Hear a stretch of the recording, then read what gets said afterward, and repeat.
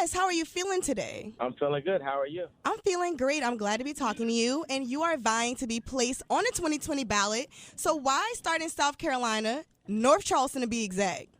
Mr. Boyd, what is the reason that we started here? This is the deadline. The deadline is Monday. In order for him to get on the ballot, he has to meet deadlines in each state. So South Carolina is up, and then it's New York and California. So we have to follow the rules of the game with respect to politics. That's why we're here this weekend.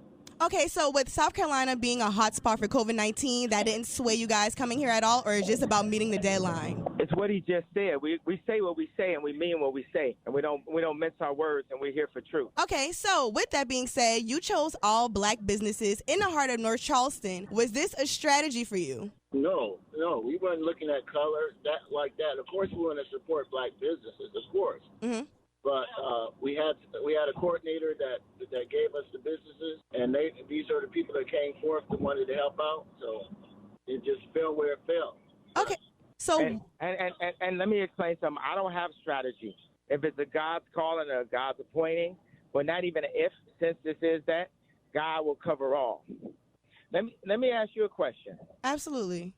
How sad is it that you guys have one of your favorite, most genius level, most successful black entrepreneurs running for office, and people have allowed Instagram culture and the Democratic Instagram culture to attack me to think black votes like black votes are only Democrats, and that we're still literally on that ship and that mentality. And that's something that I was talking about, that we no longer... Joe Biden be your president over Kanye West. Are you asking me why would I vote for Joe Biden to be my president over Kanye West? Because the phone, it broke up a little bit. Yes, I want to understand that. Well, no, I can't even ask that question because that question doesn't even make sense. What has Biden ever done for the community other than been told he'll be president if he ran next to a black man? And you're not saying anything wrong. But the difference is where people are saying Biden had political background. But he don't got cultural background, and he don't have God background as far as what I know.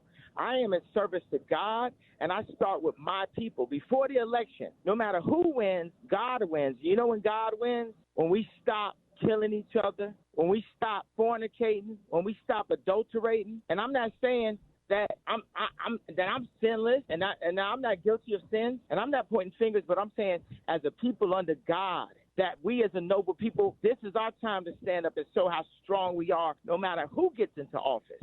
What will America look like with Kanye West as president? That is a very vast question, but the first thing that pops in my mind is on earth as it is in heaven. You know, we used to have water fountains. Now we got a plastic problem. Capitalism has overrun us. The capitalist slavery state that we still live in, the homeless problems, the problems where we have beautiful, amazing Americans that have served here and are considered to be illegal immigrants and are still hiding out, that have served this country just as blacks have served this country, that need an opportunity at the promise of freedom of America. We will put prayer back in schools. Because if the kids don't have God, the fear and love of God, you create the fear and love of everything else. Put it like this. If you fear and love God, then you fear and love nothing else. And people a lot of times idolize all kinds of things, even down to Yeezys. Over sometimes we idolize Jordan, we idolize Yeezys, we idolize the rappers, we idolize Instagram, we idolize sexual imagery, we idolize our own egos, we idolize guns over our Lord and Savior Jesus Christ.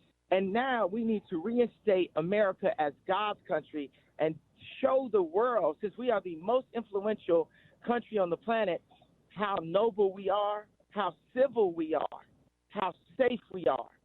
But you can't have safety without redesigning the industry, because right now it's designed for us to sell drugs. It's designed for us to get locked up. It's the design for us to be pulling the Dracos out at the gas station. It's designed for us to look at gossip sites as a place of actual news.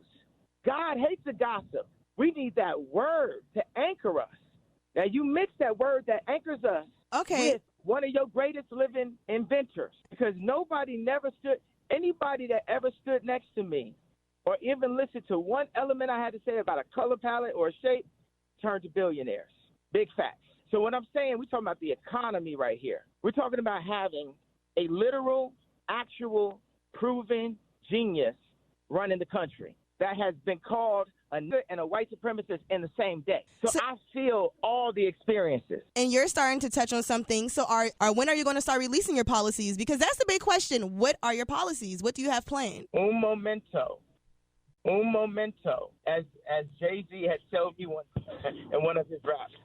I won't say that verse. Un momento. So beautiful. All right, so I'm sure Biden can't recite none of that. You are absolutely correct. Okay, let's get it. Faith. Reset the nation's commitment to our faith and religious heritage. Economy. Commitment to a sound national economy by reducing the national and household debt, including student loans. Implementing wise fiscal and monetary policies. Education. Restructuring the nation's educational system to serve the most at-risk and vulnerable population. Let me read that again in case that was unclear. Education. Let me read it by one. Let's go to the beginning right now so we can like it was an infomercial or something. Let's do it. KW policy, a.k.a. Yay policy, a.k.a. America policy, a.k.a. in honor to God policy. Number 1, faith. Reset the nation's commitment to our faith and religious heritage. Number 2, economy. Commitment to a sound national economy by reducing the national and household debt, including student loans, implementing wise fiscal and monetary policies. Number 3, education.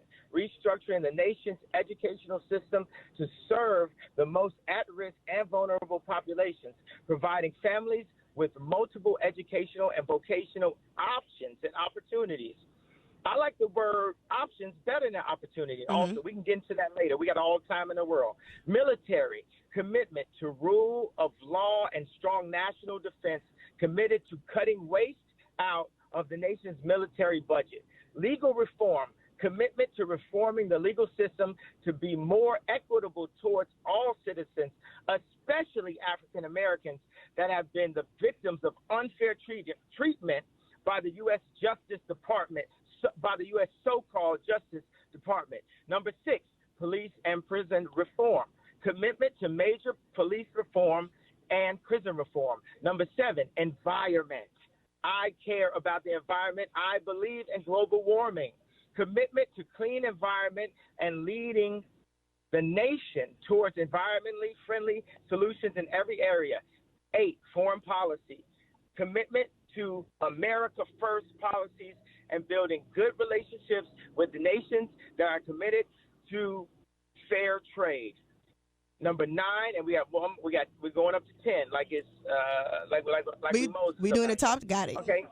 Okay. So number 9, energy, commitment to energy independence and leading America to continue to become a net exporter of gas, oil, and coal.